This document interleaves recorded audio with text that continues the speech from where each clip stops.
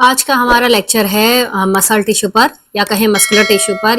ये हमारे हिस्टोलॉजी की लेक्चर सीरीज चल रही है जिसमें हम एपिथेलियल टिश्यू और कनेक्टिव टिश्यू कंप्लीट कर चुके हैं और अब हम पढ़ रहे हैं आज मस्कुलर टिश्यू जिसमें हम स्केलेटल, स्मूथ और कार्डियक मसल इन तीनों के बारे में डिटेल में स्टडी करेंगे। तो सबसे पहले हम देखते हैं कि मसल टिश्यू है क्या। देखिए, बॉडी का जितना भी मूवमेंट है वो हमारा मसल टिश्यू की वजह से होता है। तो muscle tissue help in the movement of the body parts. तो बॉडी पार्ट्स जो भी हमारा हाथ ये मूव कर रहा है, बॉडी मूव करती है, ये हमारा मस्कुलर टिश्यू करवाते हैं। It is mesodermal in origin. ये याद रखेगा कि ये इसका ओरिजिन क्या है, मीजोडर्मल होता है इसका origin. Muscles tissue forms the bulk of the body and is responsible for movement, posture and heat production. तो ये हमारे मूवमेंट में, लोकोमोशन में यही काम करता है, पॉस्चर को मेंटेन यही करता है और आपका हीट प्रोडक्शन का भी काम करता है muscle tissue. Composed of elongated cells known as muscle fibre और मसल सेल्स। तो जब हम टिश्यू की बात करते हैं तो टिश्यू क्या है, groups of cells is called tissue. तो जो सेल्स हैं वो मिलकर टिश्यू बनाते हैं। तो यहाँ पर भी टिश्यू बनाने के लिए मसल सेल्स की जरूरत होगी। तो यहाँ पर हम मसल सेल्स को मसल फाइबर कहते हैं। तो ये नाम याद रखेगा कि हम जहाँ पर मसल फाइबर यूज करेंगे तो इसका मतलब हम मसल सेल की बात कर रहे हैं। Each muscle fibre contain numerous myofibrils. और इन मसल्स, ये जो मसल सेल्स हैं या मसल फाइबर हैं, ये भी और माइन्यूट छोटे छोटे न्यूमरस मायोफाइब्रल से बनते हैं, which are the contractile element of the cell. तो हम बात करें टिश्यू की, टिश्यू बनेगा आपका सेल से। सेल यहाँ पर क्या है, आपकी मसल फाइबर्स, जिन्हें हम कहेंगे फाइबर्स, और ये फाइबर्स भी बने रहेंगे मायोफाइब्रल से, मायोफिब्रल से। और इसमें दो टाइप की प्रोटीन होगी आपकी, एक्टिन और प्रोटीन, एक्टिन और मायोसिन, एक्टिन एंड मायोसिन। तो दो प्रोटीन है, ये कॉन्ट्रैक्शन में काम करती हैं। जब हम मसल्स की प्रॉपर्टीज पढ़ते हैं तो हम देखते हैं कि मसल में दो प्रॉपर्टीज हैं, एक एक्साइटेबिलिटी और दूसरा कॉन्ट्रैक्टेबिलिटी। तो ये एक्साइट हो सकती हैं, जैसे हमारा न्यूरॉन्स एक्साइट होता है कि न्यूरॉन से एक्शन पोटेंशियल जनरेट करता है। तो जैसे ही न्यूरॉन आता है और मसल्स पे आता है तो न्यूरॉन तो खुद एक्साइटेड होता है और साथ में वो मसल्स को भी एक्साइटेड करता है। तो मसल्स भी सेल्फ एक्साइट हो सकते हैं। तो एक्साइटेबिलिटी इनकी एक प्रॉपर्टी है। दूसरा है कॉन्ट्रैक्टेबिलिटी, मतलब कॉन्ट्रैक्ट कर सकते हैं, उसकी वजह से हम मूवमेंट करते हैं। तो ये जो मूवमेंट करवाता है, इसके लिए दो प्रोटीन रिस्पॉन्सिबल हैं, एक्टिन एंड मायोसिन। तो एक्टिन एंड मायोसिन दो प्रोटीन इसमें प्रेजेंट रहते हैं, किसके अंदर, मायोफिब्रल्स के अंदर। तो अभी हम डिटेल में इनकी पूरी स्टडी करेंगे, पूरा इनका स्ट्रक्चर देखेंगे। Myofibrils are made up of contractile protein actin and myosin responsible for muscles contraction. तो मसल्स कॉन्ट्रैक्शन में एक्टिन एंड मायोसिन वर्क करते हैं। Rich in mitochondria as energy ATP is required for contraction. Contraction के लिए, movement के लिए हमें ATP की जरूरत होती है। तो जहां पर एटीपी की जरूरत होगी वहां पर आपका माइटोकॉन्ड्रिया ज्यादा होंगे। हाईली वेस्कुलर होता है और इनरवेटेड है। हाईली वेस्कुलर मतलब ब्लड सप्लाई बहुत अच्छी होगी और इनरवेटेड मतलब नर्व सप्लाई भी बहुत अच्छी होगी। तो दोनों चीजें मसल टिश्यू में बहुत रिच होती हैं। Muscle is covered by connective tissue epimysium. ये भी याद रखिएगा कि जो मसल्स हैं वो भी बाहर से आपके कनेक्टिव टिश्यू से कवर्ड रहती हैं और उसे कहते हैं epimysium. Muscle tissue makeup about 40 to 50% of total body mass. Muscle contraction is controlled by nerve impulses making excitable and contractile. ठीक है, एक्साइटेबल बनाती है और कॉन्ट्रैक्टाइल करती है। Muscle cell are rich in mitochondria for energy and well supplied with blood. ये हमने ऊपर देख लिया है। तो जब हम मसल सेल्स की बात करते हैं तो मसल सेल जो है वो तीन टाइप की हैं। एक तो स्केलेटल मसल, जो हमारे बोन के साथ जो मसल्स जुड़ी रहती हैं पूरे थ्रू आउट बॉडी, ये मसल्स जो हैं ये बोन के साथ जुड़ी रहती है, इन्हें कहते हैं स्केलेटल मसल।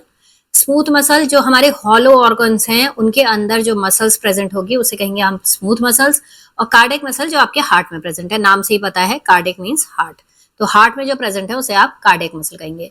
जो सबसे ज्यादा मसल्स प्रेजेंट है बॉडी में वो है स्केलेटल मसल, क्योंकि बोन सबसे ज्यादा प्रेजेंट है और बोन के साथ थ्रू आउट बॉडी ये बोन के साथ अटैच रहती है।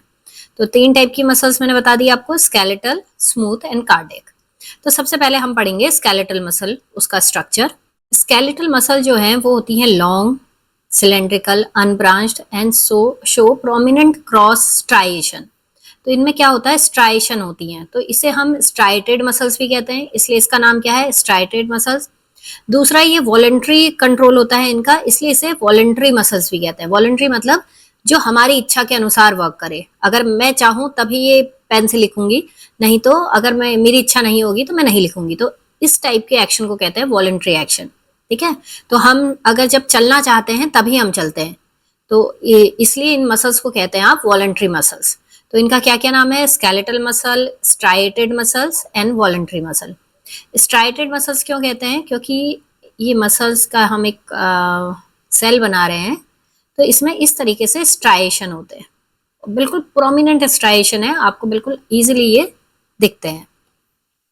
All skeletal muscles attach to bone throughout the body, जैसे मैंने बताया कि ये बोन के साथ मिलेंगे, आपको लगी हुई अटैच रहेंगी। Each fibre is multi nucleated with nuclei located periphery just beneath the sarcolemma plasma membrane.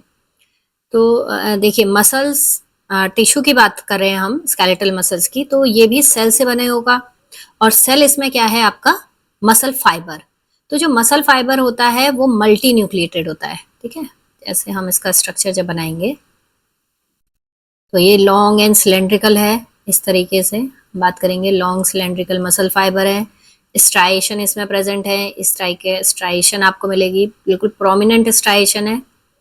Striation मतलब आप कहेंगे इस तरीके से डार्क और लाइट बैंड्स के पैटर्न बन जाना, इससे एक स्ट्राइएशन आ जाता है बॉडी में। और न्यूक्लियाई जो है वो पेरिफेरी में लोकेटेड है। देखिए मल्टी न्यूक्लिएटेड है, एक से ज्यादा न्यूक्लियस प्रेजेंट होंगे, ये एक मसल फाइबर है और इसमें एक से ज्यादा न्यूक्लियाई प्रेजेंट होंगे, और वो होंगे पेरिफेरी में, सेंट्रली लोकेटेड नहीं होता है। ठीक है, इस तरीके से पेरिफेरी में लोकेटेड होते हैं। फिर हम बात कर रहे हैं सार्कोलेमा। सार्कोलेमा प्लाज्मा मेम्ब्रेन को कहते हैं। तो सार्को जो वर्ड होता है वो मसल्स के लिए यूज किया जाता है, तो यहाँ पर हम अगर सार्कोलेमा कह रहे हैं तो हम बात करें प्लाज्मा मेम्ब्रेन की, जो इसकी आउटर कवरिंग होगी, ठीक है, मसल्स की। और सार्कोप्लाज्म यूज कर रहे हैं, इसका मतलब है साइटोप्लाज्म, जो अंदर साइटोप्लाज्म भरा होगा उसे हम सार्कोप्लाज्म कहेंगे, क्योंकि सार्को मतलब होता है आपका मसल्स। अब ये सार्कोप्लाज्म में आपके मायोफिब्रिल्स होंगे, ग्लाइकोजन है, लिपिड और मायोग्लोबुलिन प्रेजेंट होगा। तो ये मायोफिब्रिल का स्ट्रक्चर अभी हम आगे देखेंगे।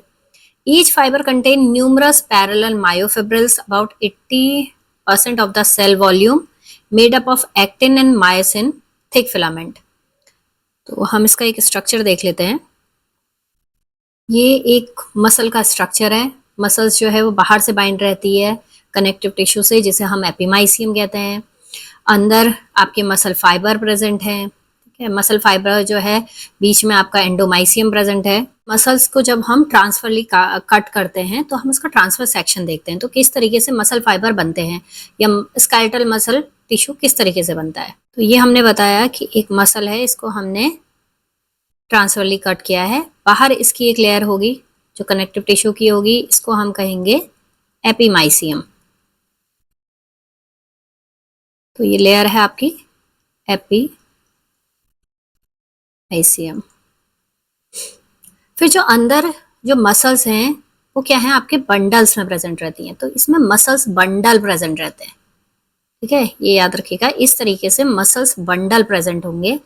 इन मसल्स बंडल्स को, ये है आपके मसल बंडल, इस मसल बंडल को आप कहते हैं फेसिकल्स। इन्हें कहा जाता है मसल बंडल या मसल फेसिकल। क्या ये मसल फेसिकल के अंदर फिर छोटे छोटे मसल सेल्स होते हैं जिन्हें आप कहते हैं मसल फाइबर। ठीक है, यहाँ पर मसल सेल को मसल फाइबर कहा जाता है। तो जो मसल सेल्स हैं, यहाँ छोटी छोटी मसल सेल्स हैं, वो पहले एक बंडल में पैक होती हैं, फिर ये बंडल, बहुत सारे बंडल मिलकर एक मसल बनाता है। तो मसल का जो स्ट्रक्चर है वो कुछ इस टाइप का है। तो ये आपका क्या है, मसल फाइबर। हम यहाँ पर मसल सेल्स को क्या कह रहे हैं, मसल फाइबर।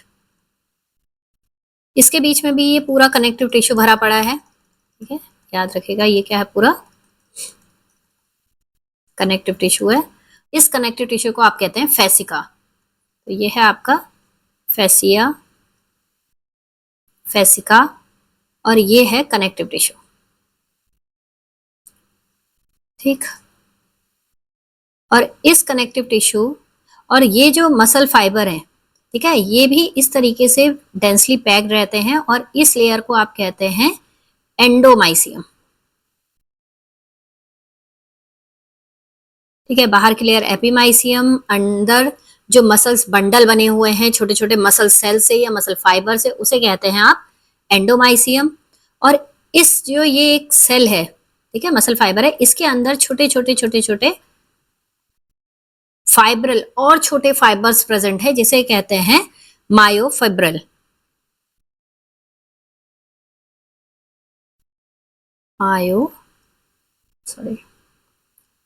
मायोफिब्रल कहते हैं इसे। तो ये जो छोटे छोटे सेल्स हैं, ये स्ट्रक्चर दिखा देती हूँ मैं आपको। ये देखिए, ये है आपका पूरी एक मसल जो बाहर से एक लेयर से, कनेक्टिव लेयर से घिरी हुई है, जिसे कहते हैं एपिमाइसियम। ये है बंडल्स, मसल्स बंडल कहेंगे इन्हें या फेसिकल कहेंगे।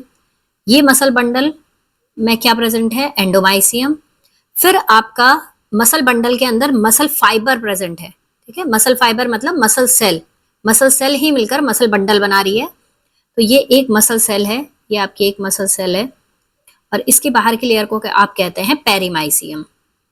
और इसके अंदर प्रेजेंट है छोटे ये देखिए मसल फाइबर प्रेजेंट है, ठीक है, ये मसल फाइबर मिलकर एक बंडल बना रही है। ये एक बंडल बन गया है, ये मसल फाइबर है और ये मसल फाइबर के अंदर भी आपके प्रेजेंट है मायोफिब्रल्स। ठीक है, ये स्ट्रक्चर है, ये एक बंडल है टोटल, ठीक है, ये एक पूरा बंडल है।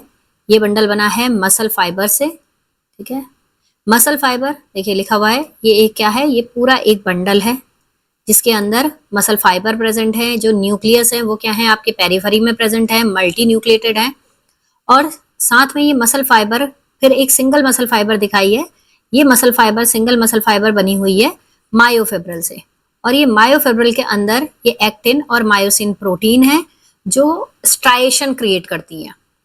तो जो टोटल स्ट्रक्चर है मसल फाइबर का वो कुछ इस तरीके से दिखता है। तो ये मसल फाइबर मिलकर आपके ये मायोफिब्रल्स मिलकर एक मसल फाइबर बना रही है, ये मसल फाइबर बंडल में मिलकर एक बंडल बनाते हैं और ये बंडल मिलकर मसल बनाते हैं। और ये सारा जो है ये क्या प्रेजेंट है? फाइबर्स प्रेजेंट है ऐसे लॉन्ग सिलेंड्रिकल स्ट्रक्चर में। ये मायोफिब्रल्स या मसल फाइबर ये सब लॉन्ग सिलेंड्रिकल स्ट्रक्चर में प्रेजेंट है। तो ये आपको स्ट्रक्चर समझ में आ गया होगा। ये मायोफिब्रल्स को अगर हम बनाएंगे तो मायोफिब्रल्स कुछ इस तरीके से बनेगा और इसमें स्ट्राइएशन हो। ये देखिए, ये इस तरीके से मायोफिब्रल्स, ये मायोफिब्रल्स ऐसे मिलती हैं और इसमें ये बैंड्स प्रेजेंट हैं, एक्टिन और मायोसिन प्रोटीन प्रेजेंट हैं। और ये जो ये डार्क बैंड है और ये है आपका लाइट बैंड। ठीक है, ये एक स्ट्रक्चर है, डार्क और लाइट बैंड मिलकर एक ये सार्कोमियर बनाता है। सार्कोमियर ये होता है structural and functional unit of muscle. ठीक है, सार्कोमियर ही एक कॉन्ट्रैक्शन करता है, एक सार्कोमियर कॉन्ट्रैक्शन करता है जिसकी वजह से मसल अपना वर्क करती है, कॉन्ट्रैक्शन कर पाती है। तो ये है आपका structural and functional unit of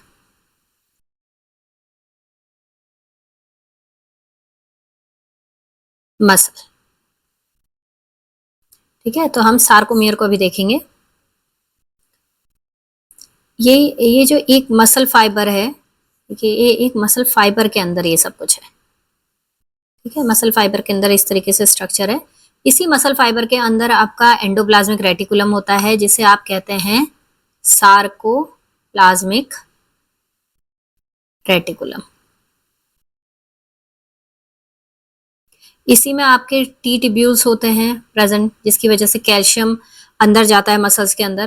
तो टी ट्यूब्यूल्स प्रेजेंट है इसी में। तो ये कुछ इस तरीके का स्ट्रक्चर है। तो क्या है? Myofibrils show alternative dark A bands and light I bands. तो डार्क ए बैंड और लाइट आई बैंड्स दिखाते हैं, फॉर्मिंग एस जोन बनाता है, M line, Z line, surrounded by endomysium. मैंने बताया कि वो किससे सराउंडेड है मायोफाइब्रल्स?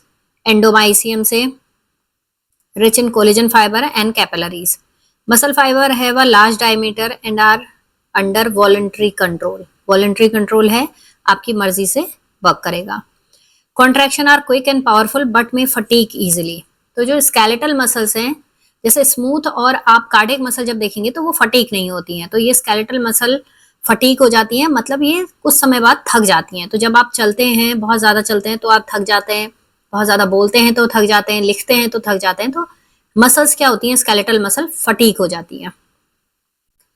फंक्शन क्या है इसका, locomotion, movement of the body part, mastication, mastication मतलब च्यूइंग जो हम चबाते हैं, एड्स इन्फोनेशन, स्पीच जैसे मैं बोल रही हूँ, तो इसमें भी टंग में क्या है आपकी स्केलेटल मसल है, प्रोवाइड पोस्चरल सपोर्ट देती है और वॉलंटरी बॉडी मूवमेंट करवाती है। जब हम इसके स्ट्रक्चर की बात करते हैं, स्ट्रक्चर हमने वैसे देख लिया है, एक होल मसल जो है, entire skeletal muscle is surrounded by a tough connective tissue covering called है एपिमाइसियम। बाहर से क्या है, कनेक्टिव टिश्यू की कवरिंग होती है, एक पूरे मसल के बाहर एक कवरिंग है कनेक्टिव टिश्यू की, जिसे कहते हैं एपिमाइसियम। और देखिए बोन के साथ जो मसल जुड़ती है उसे आप कहते हैं टेंडन। फिर फेसिकल्स, फेसिकल क्या है, स्मॉल स्मॉल बंडल, ये इस तरीके से मसल फाइबर मिलकर, मतलब मसल सेल्स मिलकर छोटे छोटे बंडल बना लेती, बहुत सारी मसल सेल मिलकर, उनको कहते हैं fascicles. Muscle is divided into a smaller bundle called fascicles. Each fascicle is surrounded by a connective tissue layer known as perimysium. The arrangement of fascicles determine the shape and strength of the muscle, parallel, circular or pinnate. फिर हम muscle fibre की बात करते हैं, मतलब muscle cell, this is muscle fibre, ये and this is muscle bundle. ये long cylindrical and multi nucleated होता है, जैसे सेल में मैंने बताया मल्टी न्यूक्लिएटेड है, और पेरिफेरी में इसके आपके न्यूक्लियस प्रेजेंट है। Surrounded by a thin membrane called sarcolemma, filled with sarcoplasm containing mitochondria, glycogen and myoglobulin. तो इसमें ये सब कुछ प्रेजेंट है अंदर एक मसल फाइबर में। और ये जो मसल फाइबर होते हैं ये बनते हैं मायोफिब्रिल से, this one. Within each muscle fiber are hundred of thousand of myofibrils, ठीक है, 100 to 1000 myofibrils हो सकते हैं और पैरेलल रन करते हैं long axis of the cell. Myofibrils are contractile thread responsible for muscles contraction. तो ये क्या है, कॉन्ट्रैक्टाइल थ्रेड्स हैं, इनमें कॉन्ट्रैक्शन के लिए एक्टिन और मायोसिन प्रोटीन प्रेजेंट है, जिसकी वजह से कॉन्ट्रैक्शन करते हैं, आई बैंड बनाते हैं, ए बैंड बनाते हैं और एक स्ट्राइएटेड अपीयरेंस देते हैं, ये एक्टिन और मायोसिन प्रोटीन की वजह से। फिर हम जब देखते हैं सार्कोमियर, जैसे मैंने अभी बताया कि जो आपका लाइट और डार्क बैंड जो है, मतलब आपके एक्टिन और मायोसिन मिलकर एक सार्कोमियर बनाते हैं। तो इसका स्ट्रक्चर भी हम देख लेते हैं एक बार। ये सार्कोमियर का स्ट्रक्चर क्या है, कुछ इस तरीके से हमने एक मायोफिब्रिल बनाया है, ठीक है, मायोफिब्रिल याद रखिएगा। मसल फाइबर क्या है, मायोफिब्रिल्स क्या है, मायोफिब्रिल्स मसल फाइबर के अंदर प्रेजेंट है, जिसके अंदर एक्टिन और मायोसिन प्रोटीन प्रेजेंट है। तो इसमें आपके ये डार्क और लाइट बैंड प्रेजेंट है, एक डार्क और एक लाइट बैंड मिलकर आपका सार्कोमियर बनाता है, जो स्ट्रक्चरल एंड फंक्शनल यूनिट है मसल की। तो अगर हम बात करें, और ये जो डार्क बैंड्स हैं, इस तरीके से लाइंस, एक लाइन होती है जिसे हम कहते हैं जेड लाइन। तो दो जेड लाइन जो डार्क बैंड है उनके बीच के जो पोर्शन है, इसको हम कहते हैं सार्कोमियर, ठीक है। अब हम इसका स्ट्रक्चर देख लेते हैं। अगर हम बात करें तो ये हमारे हैं आपके लाइट बैंड्स, कुछ इस तरीके से,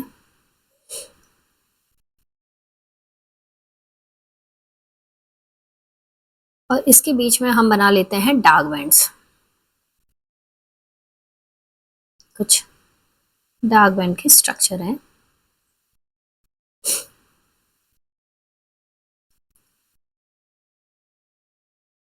ये है एक लाइन,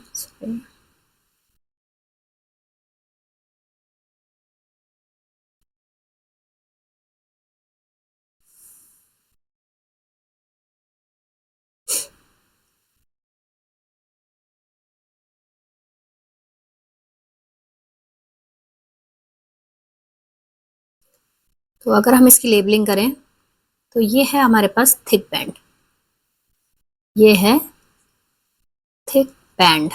ये थिक बैंड किसका बना है, आपका मायोसिन का, ये है मायोसिन, ठीक है। ये है लाइट बैंड्स, ये दोनों लाइट बैंड्स हैं। ये लाइट बैंड्स हमेशा किसके बने होते हैं, एक्टिन के। तो ये है आपका थिन फिलामेंट, फिलामेंट कहिए, बैंड्स कहिए, ये बना है, ये वैसे 3 प्रोटीन्स का बना होता है। First one is actin, troponin and ट्रोपोमाइसिन।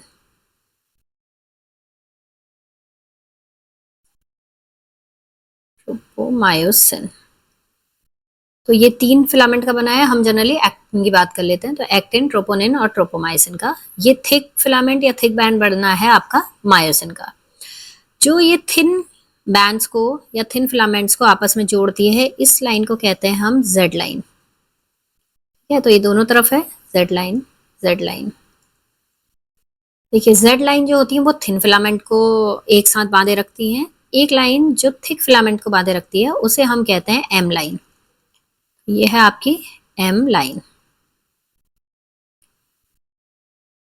फिर इसमें जो बैंड्स प्रेजेंट है, तो ऐसा एरिया जिसमें सिर्फ थिन बैंड प्रेजेंट है, मतलब ये हम बात कर रहे हैं जेड लाइन के बीच की, क्योंकि यही एरिया आपका क्या है, एक सार्कोमेयर बनाता है। यही एरिया सार्कोमेयर है, यही एक यूनिट है, फंक्शनल यूनिट। इसी में कॉन्ट्रैक्शन होता है। जो मायोसिन, जो एक्टिन और मायोसिन जो प्रोटीन है, वो एक दूसरे के ऊपर इस तरीके से स्लाइड होकर कॉन्ट्रैक्शन करती है। ठीक है, तो ये जो एक एरिया है सार्कोमेयर, हम इसी की बात करेंगे। इसी में सारे बैंड्स बनते हैं। तो इसी तरीके से ये पूरा एक स्ट्रक्चर बनता है मायोफिब्रिल का। तो ऐसा एरिया जिसमें सिर्फ थिन फिलामेंट है उसको आप कहते हैं आई बैंड। यह है आपका आई बैंड, और इसे कहते हैं आइसोट्रोपिक बैंड। क्या है ये? Isotropic band. ये थिन फिलामेंट का बना है ओनली।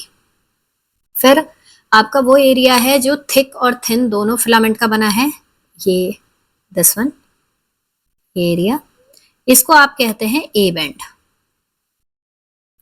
ये है एनिसोट्रोपिक बैंड, एनिसोट्रोपिक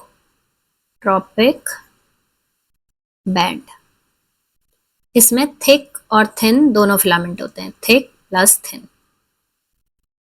ठीक है, नेक्स्ट क्या है, ऐसा एरिया भी होगा जिसमें सिर्फ थिक फिलामेंट होगा। तो ये एरिया है वो जिसमें सिर्फ क्या है, आपका थिक एरिया प्रेजेंट है। इसको कहते हैं एच जोन। ये है हैंसन्स जोन, जहां पर सिर्फ थिक फिलामेंट प्रेजेंट होगा। तो 3 जोन मैंने बता दिए हैं आपको, आई जोन, ए बैंड और एच जोन। ये तीनों आपको बता दिए हैं। एम लाइन आपको बता दी, जेड लाइन बता दी। तो ये पूरा जेड टू जेड लाइन एक सार्कोमेयर है, और यही सार्कोमेयर स्ट्रक्चरल और फंक्शनल यूनिट है मसल्स की, जिसमें ये थिक फिलामेंट मायोसिन और थिन फिलामेंट एक्टिन हम बात कर लेते हैं, लेकिन ट्रोपोनिन और ट्रोपोमाइसिन भी इसमें प्रेजेंट है। तो ये स्ट्रक्चर दिखाया गया है सार्कोमेयर का। इसमें ए बैंड है, आई बैंड जो थिन फिलामेंट का होता है, ए बैंड जिसमें थिक और थिन दोनों फिलामेंट्स होते हैं, एम लाइन जो थिक फिलामेंट्स को आपस में जोड़े रखती है, जेड लाइन जो थिन फिलामेंट्स को जोड़े रखती है, और इसके बीच में है एच जोन जो सिर्फ थिक फिलामेंट्स का बनता है। तो ये एक सार्कोमेयर का स्ट्रक्चर है, और यही एक फंक्शनल यूनिट है। फिर हम बात करेंगे अब स्मूथ मसल्स की। स्मूथ मसल जो है वो इनवॉलेंट्री है और नॉन स्ट्राइटेड मसल्स है। देखिए इसमें स्ट्राइशन प्रेजेंट नहीं होता है, कोई स्ट्राइशन नहीं है, कोई बैंड्स नहीं बनते हैं, और ये इनवॉलेंट्री मसल है, ये खुद अपने आप काम करती है, ये हमारे कंट्रोल में नहीं होती है। ये स्पंडल शेप्ड होती है, कुछ इस टाइप का शेप है इसका, ये फ्यूजिफॉर्म शेप है, और इसमें जो न्यूक्लियस होता है वो सेंट्रली लोकेटेड होता है। तो स्पिंडल शेप्ड सेल है, lack cross striation, it is found in the walls of hollow internal organ. तो मैंने जैसे बताया आपको कि जितना भी हॉलो इंटरनल ऑर्गन है, जैसे stomach, intestine, urinary bladder, uterus और ब्लड वेसल्स, उन सब जगह पर आपकी स्मूथ मसल्स होगी। These muscles are involuntary in function, they contract automatically under the control of autonomic nervous system। तो ये ऑटोनॉमिक नर्वस सिस्टम से अपने आप कंट्रोल होती है। ये हमने एक इसका स्ट्रक्चर दिखाया है कि इस तरीके से ये फ्यूजिफॉर्म स्ट्रक्चर है, इस टाइप का स्ट्रक्चर होता है, ऐसे मिल मिलकर आपस में बनती हैं, और इसमें न्यूक्लियस सेंट्रली लोकेटेड होता है। ये है इसका स्ट्रक्चर। अब हम बात करेंगे इसके स्ट्रक्चरल ऑर्गेनाइजेशन की, मतलब इसका स्ट्रक्चर किस टाइप का है। तो वही बात है कि स्मूथ मसल जो होती है उसमें भी देखिए एक्टिन और मायोसिन दोनों प्रोटीन प्रेजेंट होंगे, क्योंकि वही आपके कॉन्ट्रैक्शन करवाने में मदद करते हैं। तो कॉन्ट्रैक्टाइल प्रोटीन है तो ये सारी मसल्स में प्रेजेंट होंगे।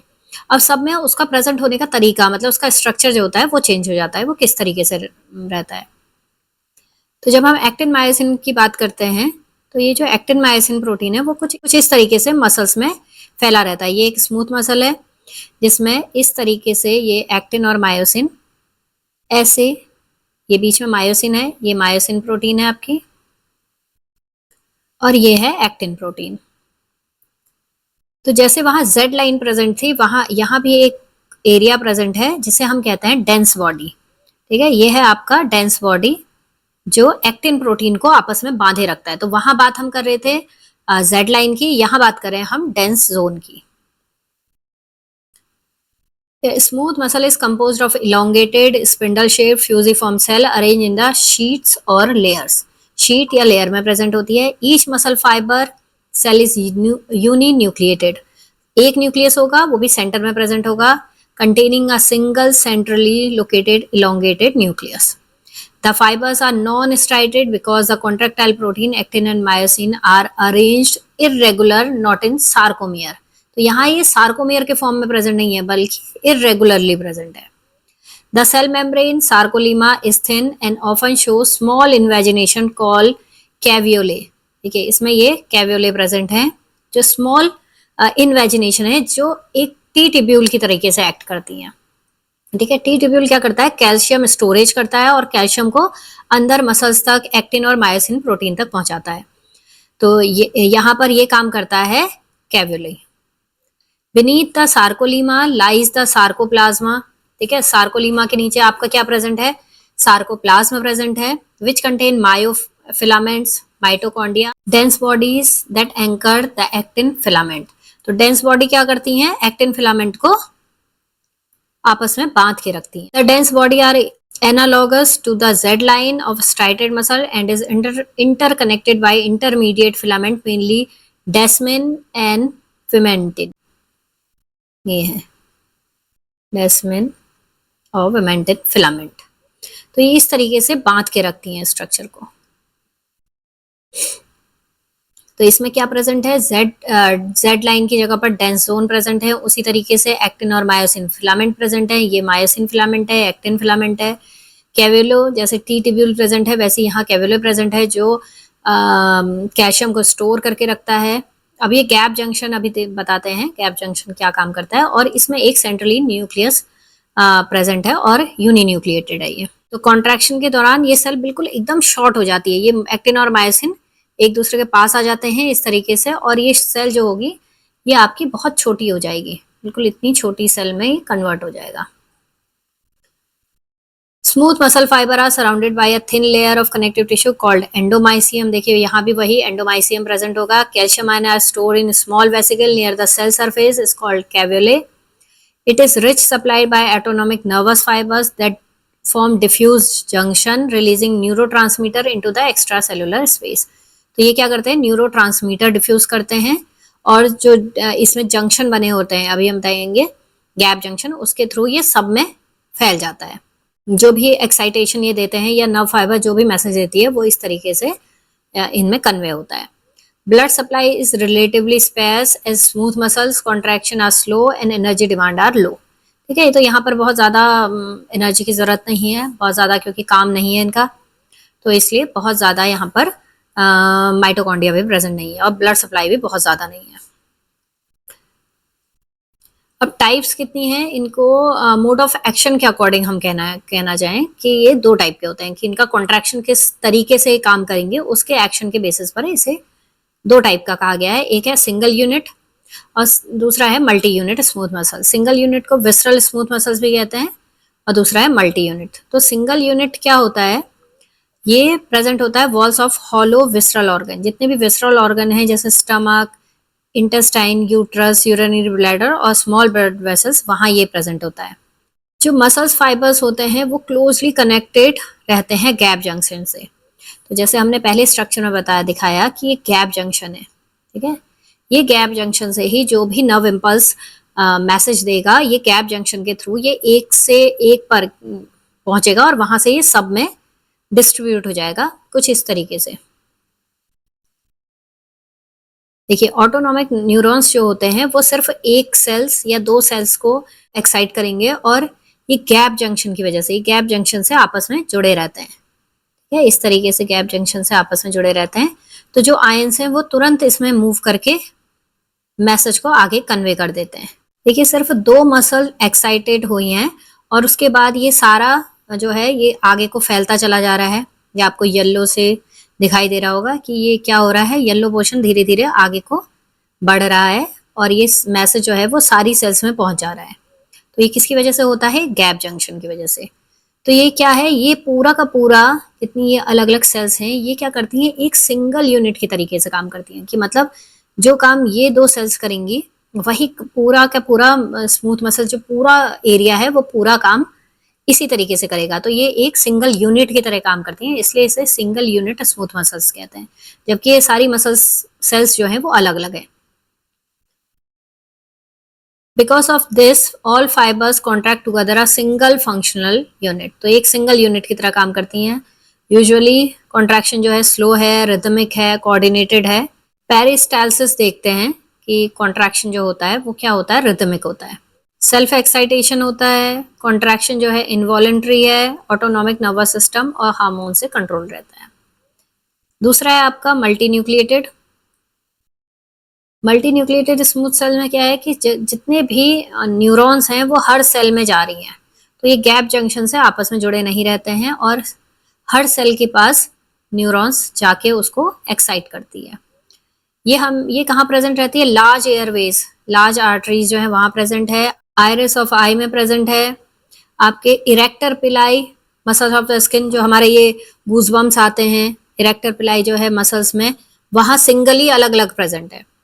The fiber are structurally independent and not connected by gap junction. तो यहाँ पर सिर्फ दोनों में क्या डिफरेंस है कि वहां वो गैप जंक्शन से आपस में जुड़े रहते हैं और एक सिंगल यूनिट की तरह काम करते हैं, जबकि यहाँ जितने भी सेल्स हैं वो अलग अलग रहते हैं और हर न्यूरॉन्स उनके पास आकर उन्हें एक्साइटेड करेगा।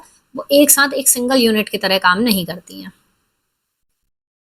जैसे प्यूपिल साइज, इसका जो कंट्रोल होता है वो बहुत फाइन कंट्रोल होता है। ठीक है, जैसे प्यूपिल का size allowing fine control of movement, इसकी वजह से फाइन कंट्रोल आता है, रैपिड आता है, रैपिड कंट्रोल होता है। जैसे प्यूपिल साइज की बात अगर हम करें तो control mainly by the autonomic nervous system, sympathetic and parasympathetic. फिर लास्ट सेल है हमारी कार्डियक मसल्स। कार्डियक मसल्स कहाँ प्रेजेंट हो गई? कि आपकी हार्ट में, जिसे आप मायोकार्डियम भी कहते हैं। जो हार्ट है वो 3 लेयर से घिरा है, एपिकार्डियम, मायोकार्डियम और पेरिकार्डियम। तो जो मायोकार्डियम होती है वो आपकी क्या है, मिडिल लेयर है और हार्ट की वॉल बनाती है। वही क्या है, आपकी कार्डियक मसल की बनी है। Cardiac muscle also known as myocardial muscle, middle layer myocardium of the heart wall and is responsible for pumping blood throughout the body. और ये पूरी बॉडी में ब्लड को पंप करती है। स्ट्रक्चरली क्या होती हैं, ये बोथ स्केलेटल और स्मूथ मसल दोनों के फीचर्स को शेयर करती हैं। मतलब जैसे स्ट्राइटेड हैं, जैसे स्केलेटल मसल होती हैं स्ट्राइएशन उनमें प्रेजेंट होता है, वैसे ही कार्डिक मसल में भी स्ट्राइएशन प्रेजेंट है। स्मूथ है क्योंकि स्मूथ के साथ क्या इसके कनेक्शन है कि इनवॉलेंट्री है, ये हमारे कंट्रोल में नहीं है।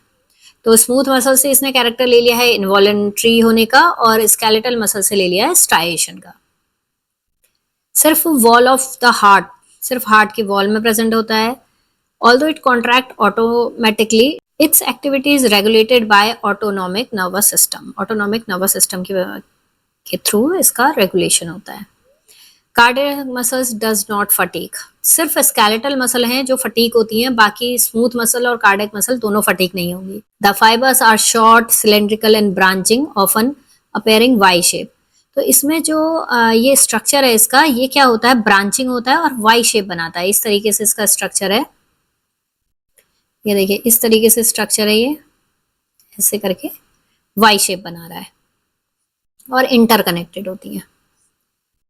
ये इस तरीके से स्ट्रक्चर बनाता है। Each fibre is made up of individual cardiac myocytes joined end to end. और एक फाइबर को, वहां पर हम बात कर रहे थे मसल फाइबर की, यहाँ पर उस मसल फाइबर को आप कहेंगे मायोसाइट। ठीक है, यहाँ पर उसका नाम है मायोसाइट।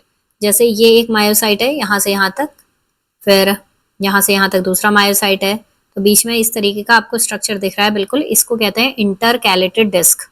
अब इसके बारे में बात करेंगे। तो ये इस तरीके से इस इंटरकैलेटेड डिस्क से ये मायोसाइट्स आपस में जुड़ते हैं और एक लॉन्ग फाइबर बनाते हैं, और ये फाइबर क्या होता है, ऐसा वाई शेप दिखता है। Each cell contains only centrally placed oval nucleus, occasionally two, और एक जनरली एक सेल में एक न्यूक्लियस प्रेजेंट होता है। तो देखिए ये एक सेल है, यहाँ से यहाँ तक एक मायोसाइट है तो इसमें एक न्यूक्लियस है, यहाँ इस एरिया से इस एरिया तक एक मायोसाइट है, इसमें एक न्यूक्लियस है। तो इस तरीके से ये एक उसमें एक न्यूक्लियस प्रेजेंट होगा। मोस्टली टाइम वन न्यूक्लियस ही प्रेजेंट होता है। ये कार्डियक मसल्स में ही भी ट्रांसफर स्ट्राइएशन प्रेजेंट होते हैं, उसी तरीके से सार्कोमियर प्रेजेंट होता है, और वही सार्कोमियर क्या करता है, एक कॉन्ट्रैक्शन करवाने का काम करता है। जैसे मैंने आपको बता दिया, जेड लाइन प्रेजेंट है, मायोसिन प्रेजेंट है, एक्टिन प्रेजेंट है, टीटीन प्रेजेंट है, मायोफिलामेंट से बने रहते हैं। तो वही स्ट्रक्चर है, एक मायोफाइब्रिल्स बनता है। ठीक है, बस इसमें क्या है कि बीच में आपका इंटरकैलेटेड डिस्क प्रेजेंट रहती है। These striation are due to the regular arrangement of actin and myosin filament. तो यहाँ पर भी एक्टिन और मायोसिन फिलामेंट का एक रेगुलर अरेंजमेंट है, मायोफिलामेंट्स बने हैं। Each cardiac muscle fibre is made up of repeating units called sarcomere, the basic structural and functional unit of contraction. तो वही सार्कोमियर प्रेजेंट है, जैसा मैंने स्केलेटल मसल में बता दिया, सेम वही पूरा स्ट्रक्चर सार्कोमियर का सेम है। ठीक है, within each sarcomere alternating A bands, I bands, Z line, H zone, M line, ये सारी चीजें सेम वैसी हैं। Because cardiac muscle fibres branch and are interconnected, the striation में appear slightly irregular compare to skeletal muscle. तो यहाँ पर क्या है कि मसल फाइबर ब्रांच होते हैं, तो जितना बढ़िया आपका स्ट्राइएशन स्केलेटल में दिखता है उतना अच्छा यहाँ पर नहीं दिखाई देता है। अब जो इंटरकैलेटेड डिस्क है, ये आपस में देखिए, ये है इंटरकैलेटेड डिस्क, यहाँ पर हमने बनाया है एक स्ट्रक्चर, इसका फिर हमने डिटेल में इस तरीके से स्ट्रक्चर देखा है। तो ये जो डिस्क होती है, इंटरकैलेटेड डिस्क है, इसमें बीच में प्रेजेंट है आपके डेस्मोसोम्स और गैप जंक्शन, दोनों चीजें प्रेजेंट है जो इसे मैकेनिकली और इलेक्ट्रिकली कनेक्ट रखती हैं। जो होते हैं वो कार्डियक मसल्स को, जो कार्डियक मसल्स हैं इनको आपस में कनेक्ट करके रखती है, बहुत स्ट्रॉन्गली ज्वाइन करके रखती है। क्योंकि जब कार्डियक मसल में एक्साइटेशन होता है, ठीक है, जब एक्साइटेड होंगी ये, तो ऐसा ना हो कि इतना कॉन्ट्रैक्शन हो जाए कि मसल्स आपस में, क्योंकि बीच में इनके गैप है, मतलब बीच में ये जुड़ी हुई हैं, तो ये मसल्स का अडहेरेंस है वो बहुत स्ट्रॉन्ग होना चाहिए। तो डेस्मोसोम्स क्या करता है, इनको आपस में बहुत स्ट्रॉन्गली कनेक्ट करके रखता है। तो ये है आपका डेस्मोसोम।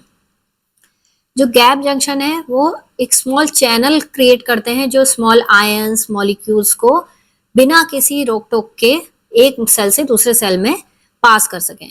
तो जब एक्साइटेशन होगी तो जो आयंस हैं वो एक मसल से दूसरे मसल्स में डेस्मोसोम के वजह से बिल्कुल आसानी से जा सकेंगे। तो ये एक चैनल बनाता है, स्मॉल चैनल। ये यहाँ पर स्ट्रक्चर बना है डेस्मोसोम का जो मैकेनिकली कनेक्ट कर रहा है दोनों सेल्स को, और ये है आपका गैप जंक्शन जो क्या कर रहा है, जब एक्शन पोटेंशियल होता है तो ये इसको आगे कंटिन्यू करके रखता है। This enable electric signals to spread quickly from one cell to another, allowing the heart muscles to contract as a single coordinated unit.